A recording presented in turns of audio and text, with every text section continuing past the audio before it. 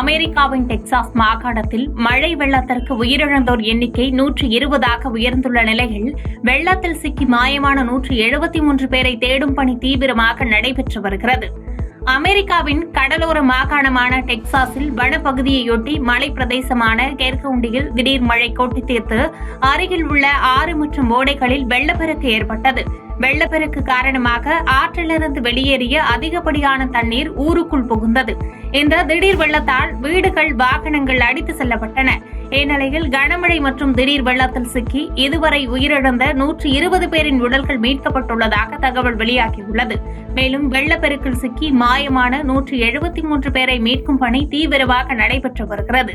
இதனால் உயிரிழப்பு எண்ணிக்கை மேலும் உயரும் என்று அஞ்சப்படுகிறது. கனடாவில் சிறிய இரு பயிற்சி விமானங்கள் நடுவானில் மோதிக்கொண்ட விபத்தில் இந்தியா மற்றும் கனடாவை சேர்ந்த 2 மாணவர்கள் உயிரிழந்தனர். கனடா மணிடோபோ மாகாணத்தின் வின்னிபெக் நகரிலிருந்து 50 கிலோமீட்டர் தென்கிழக்கில் ஸ்டெயின்பேக் பகுதியில் இந்த விபத்து நேரிட்டுள்ளது. இதில் பயிற்சியில் ஈடுபட்ட இந்திய மாணவர் ஸ்ரீஹரி சுகேஷும் கனடா மாணவர் ஸ்வானு மேராய்ஸும் நிகழ்விடத்திலேயே உயிரிழந்தனர். இடிபாடுகளில் இருந்து அவர்களின் உடல்கள் மீட்கப்பட்டன. மேலும் இந்திய மாணவரின் உயிரிழப்பை டொரண்டோவில் உள்ள இந்திய துணை தூதரகம் உறுதி செய்துள்ளது. சரக்கு கப்பல் மீது தாக்குதல் நடத்திய ஹவுதி போராளிகள் கப்பல் ஊழியர்களை கடத்தி சென்றுள்ள சம்பவம் பரபரப்பை ஏற்படுத்தியுள்ளது. செங்கடலில் எடர்னிட்டி சி என்ற சரக்கு கப்பல் இஸ்ரேலில் உள்ள எய்ல துறைமுகத்திற்கு சென்று கொண்டிருந்தது. அந்த கப்பலை நோக்கி ராக்கெட்டுகளை ஏவி ஹவுதி போராளிகள் தாக்கியுள்ளனர். இதில் கப்பல் மூழ்கியதில் அதில் பணிபுரிந்த ஊழியர்கள் 4 பேர் உயிரிழந்தனர். கப்பலில் மொத்தம் 27 ஊழியர்கள் இருந்ததாக கூறப்படும் நிலையில் அதில் இந்தியர் உட்பட 10 பேர் ஹவுதிகளால் மீட்கப்பட்டுள்ளனர். கப்பல் ஊழியர்களை ஹவுதிகள் கடத்தி வைத்துள்ள இடம் தெரியவில்லை. இதனிடையே கடத்தப்பட்ட கப்பல் ஊழியர்களை விடுவிக்க வேண்டும் என்று ஹவுதிகளுக்கு அமெரிக்க தூதரகம் வேண்டுகோள் விடுத்துள்ளது. 6 மாநிலங்களுக்கு ரூபாய் 1066 கோடி பேரிடர் நிவாரண நிதியை விடுவிக்க மத்திய அரசு ஒப்புதல் வழங்கியுள்ளது. வெள்ளம் மற்றும் நிலச்சரிவால் பாதிக்கப்பட்ட அசாம், மணிப்பூர், மேகாலயா, மிசோரம், கேரளா மற்றும் உத்தரகாண்ட் ஆகிய மாநிலங்களுக்கு ரூபாய் 1066 கோடியை விடுவிக்க மத்திய அரசு ஒப்புதல் அளித்துள்ளது. இதில் உத்தரகாண்ட் மாநிலத்திற்கு ரூபாய் 455 கோடியும், அசாம் மாநிலத்திற்கு ரூபாய் 375 கோடியும், கேரளாவுக்கு ரூபாய் 153 கோடியும் மாநில பேரிடர் மீட்பு நிதியிலிருந்து மத்திய அரசு பங்காக வழங்கியுள்ளது. மேலும் மணிப்பூருக்கு ரூபாய் 29 கோடியும், மேகாலயாவுக்கு ரூபாய் 30 கோடியும், மிசோரமுக்கு 22 கோடியும் வழங்கப்பட்டுள்ளது. வதோதராவில் பாலமிடிந்த ஆற்றுக்குள் வாகனம் விழுந்த சம்பவத்தில் உயிரிழந்தோர் எண்ணிக்கை 16ஆக அதிகரித்துள்ளது. குஜராத்தில் வதோதரா, ஆனந்த் மாவட்டங்களை இணைக்கும் வகையில் மகிசாகர் ஆற்றின் குறுக்கே 40 ஆண்டுகளுக்கு முன் கட்டப்பட்ட பாலத்தின் ஒரு பகுதி கடந்த புதன்கிழமை திடீரென இடிந்து விழுந்தது. அப்போது பாலத்தில் சென்று கொண்டிருந்த 2 லாரிகள், 2 வேன்கள், ஒரு ஆட்டோ, ஒரு கார் உள்ளிட்ட வாகனங்கள் ஆற்றுக்குள் விழுந்தன. பல அடி உயரம் வரையிலான அடர்ந்த சேற்றில் வாகனங்கள் சிக்கிக் கொண்டன. இந்த சம்பவத்தை தொடர்ந்து ஒரே குடும்பத்தை சேர்ந்த 3 உட்பட மொத்தம் இதுவரை உயிரிழப்பு எண்ணிக்கை 16ஆக அதிகரித்துள்ளது. மேலும் சிலர் மாயமாகியுள்ளதால் அவர்களை தேடும் பணி தீவிரமாக நீட்டிக்கப்பட்டுள்ளது.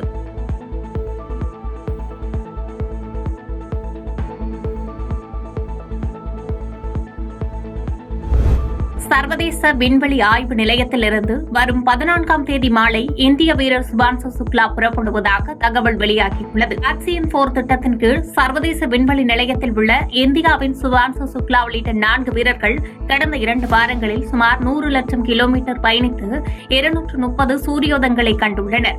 கடந்த ஜூன் 26ஆம் தேதி விண்வெளி பயணம் தொடங்கிய நிலையில் உயிரி மருத்துவ அறிவியல், நரம்பணுவியல், வேளாண்மை, விண்வெளி தொழில்நுட்பம் என பல்வேறு பரிமாணங்களில் 60க்கும் மேற்பட்ட ஆய்வுகளை இந்த வீரர்கள் மேற்கொண்டுள்ளனர். இந்நிலையில் சர்வதேச விண்வெளி ஆய்வு நிலையத்தில் இருந்து வரும் 14ஆம் தேதி மாலை இந்திய வீரர் சுபான்சு சுக்லா புறப்படுகிறார் என்றும் டிராகன் விண்கலத்தில் 17 மணி நேர பயணத்திற்கு பிறகு பூமிக்கு திரும்ப திட்டம் தீட்டப்பட்டுள்ளதாக கூறப்படுகிறது. கடன் வசூலில் கடுமையான நடைமுறைகளை பின்பற்றக்கூடாது என்று வங்கி அல்லாத நிதி நிறுவனங்களுக்கு நிதியமைச்சர் நிர்மலா சீதாராமன் அறிவுறுத்தியுள்ளார். புதுடில்லியில் நடைபெற்ற வங்கி அல்லாத நிதி நிறுவனங்களின் கருத்தரங்கில் பங்கேற்று பேசிய நிர்மலா சீதாராமன், அனைவருக்கும் நிதி சேவை என்பதை சாதகமாக பயன்படுத்திக் கொண்டு சுரண்டலில் ஈடுபடக்கூடாது என்று தெரிவித்துள்ளார். நாட்டின் வளர்ச்சியில் பெரும் பங்காற்றும் துறைகளுக்கு கடன் வழங்குவதில் வங்கிகள் மற்றும் வங்கிகள் அல்லாத நிறுவனங்களிடையே ஒத்துழைப்பு இருக்க வேண்டும் என்று கூறிய அவர், கடனை நேர்மையாகவும் வெளிப்படையாகவும் மரியாதையாகவும் வசூலிக்க வேண்டும் என்று அறிவுறுத்தினார். கட்சி தொடங்கியதால் இந்திய மதிப்பில் ரூபாய் 1.3 லட்சம் கோடி வரை எலான் மஸ்கிற்கு இழப்பு ஏற்பட்டுள்ளதாக தகவல் வெளியாகியுள்ளது. அமெரிக்க அதிபர் டிரம்ப் உடனான மோதலை அடுத்து எலான் மஸ்க் புதிய கட்சியை தொடங்கியுள்ளார். எலான் மஸ்க் கட்சி தொடங்கியுள்ள நிலையில் அவரது நிறுவனத்தின் பங்குகள் சரிந்து வருகின்றன. டெஸ்லா பங்குகள் 6.8% வரை சரிந்துள்ளன. இதனால் 15.3 பில்லியன் வரை இழப்பு ஏற்பட்டுள்ளது. இது இந்திய மதிப்பில் ரூபாய் 1.3 லட்சம் கோடியாகும். டொனால்டு டிரம்பிடமிருந்து விலகிய பிறகு எலான் மஸ்க் சந்திக்கும் மிகப்பெரிய சரிவாக இது பார்க்கப்படுகிறது. கடும் நிதி நெருக்கடி காரணமாக பாகிஸ்தான் ஏர்லைன்ஸ் விற்பனைக்கு வருகிறது. பாகிஸ்தான் அரசுக்கு சொந்தமான பாகிஸ்தான் இன்டர்நேஷனல் ஏர்லைன்ஸ் விமான நிறுவனம் கடுமையான நிதி சிக்கலில் தவித்து வருகிறது. கடந்த 2023 ஆண்டு நவம்பர் மாதம் 7000 ஊழியர்களுக்கு ஊதியம் வழங்க முடியாத நிலையில் இச்சம்பவம் அம்பலமானது. இந்நிலையில் அந்நிறுவனத்தை விற்கும் முயற்சியை பாகிஸ்தான் அரசு தீவிரப்படுத்தியுள்ளது. விலைக்கு வாங்குவதற்கான ஏலத்தில் பங்கேற்க 4 உள்ளூர் நிறுவனங்கள் தகுதி பெற்றிருப்பதாக தனியார் மயமாக்கல் ஆணையம் அறிவித்துள்ளது. அக்டோபர் முதல் டிசம்பர் மாதம் வரையிலான காலாண்டில் ஏலம் நடக்கும் என்று எதிர்பார்க்கப்படுகிறது.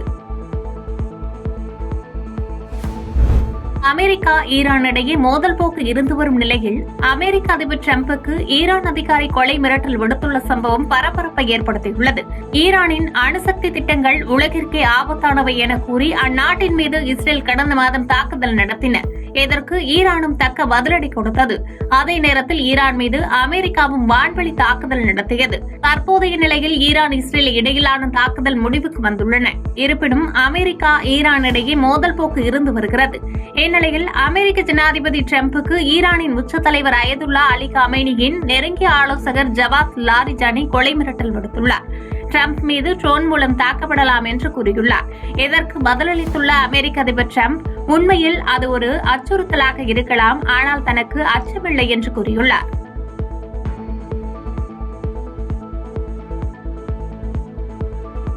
செய்திகளை உடனுக்குடன் தெரிந்து கொள்ள கீழ்கண்ட கேபிள் மற்றும் டிடிஎச் நெட்வொர்க்குகளில் எம்நாடு செய்தி தொலைக்காட்சியை காணுங்கள். பாதகம் செய்பவரை கண்டால் நாம் பயம் கொள்ளலாகாது பாப்பா. மோதி மிதித்துவிடு பாப்பா, அவர் முகத்தில் உமிழ்ந்துவிடு பாப்பா. அண்மை செய்திகளை உடனுக்குடன் தெரிந்து கொள்ள இணைந்திருங்கள் எம்நாடு தொலைக்காட்சியுடன்.